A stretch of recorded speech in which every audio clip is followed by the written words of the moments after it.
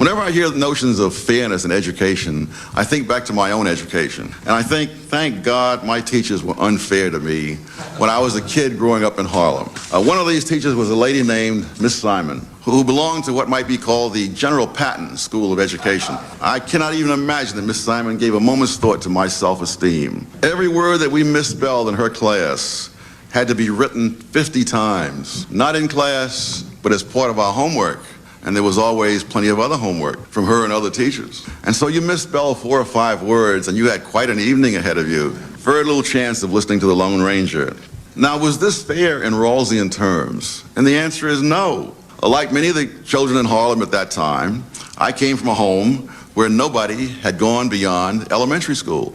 I still remember what a big fuss was made when I was promoted to the 7th grade because I'd gone further than anyone else. In later years when I graduated from Harvard, there was no such fuss. They expected me to. But fairness was never an option.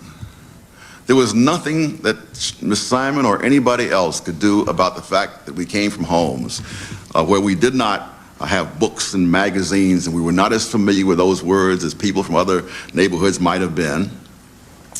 So that was never an option. Nothing that schools could have done would have changed that. It would have been an irresponsible self-indulgence for them to have pretended to make things fair. If there's anything worse than unfair